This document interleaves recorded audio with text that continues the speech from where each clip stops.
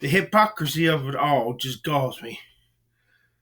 These preachers who are the greatest, who are the closest thing to God, the greatest thing since sliced bread, celebrity pastors, Dr. John MacArthur, Carter Conlon, David Wilkerson. You know, I had it is just as hard for me to get a phone call through to them to ask them to pray for me as it would be to get a phone call through the Eminem or the Bengals or a celebrity. Why is that? Dr. John MacArthur had no fucking trouble whatsoever goddamn ever with Kanye West getting in touch with him. Dr. John MacArthur dropped everything to talk to him because he's a celebrity.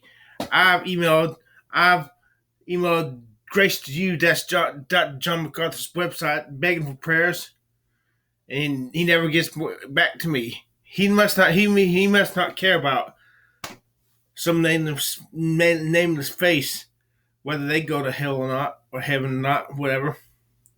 But he'll sure help them damn stars. It makes his ministry look, wow, how godly a man he must be. His ministry is mentoring one of the stars. And if he can talk a celebrity into getting saved, man, he must be holy to God. But anyways, they can't even get the old stuff together, their own theology together. All the disagreements, that's what's making me doubt God. That's not. Let me rephrase that. That's what's making me have to wrestle with these doubts. Is God, Jesus real? One guy from Dr. John MacArthur's camp said there's only one thing that said there's only one thing that says God is something. That God is love. God is not holiness. God is not whatever. But God is love. Yes, God is holy, but God is love. But then another preacher said, go through that Bible. You will not find that God loves anybody. You can count on one hand how many times it says God loves in the Old Testament, in the prophets, and even in John 3:16. God doesn't love the world, only those who believe in Him and continue to believe in Him. Which one is it? Is God love?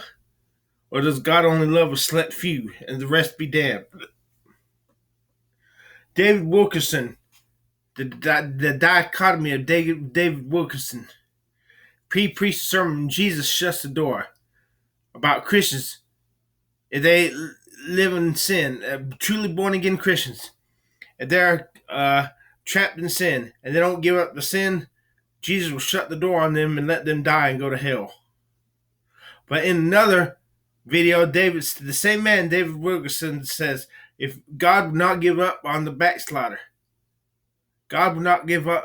Which is it, Mr. Wilkerson? Jesus will shut the door in his face and let him go to hell, or Jesus would never give up on the backslider and make sure he gets to heaven? Which is it? Which is it? Which is it? Carter Conlon. I emailed the Times Square Church in New York City, begging for prayer for Carter Conlon.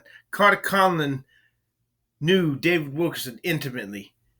I wanted to question Carter Conlon about a story I heard David Wilkerson talk about, a man who Jesus had given up on.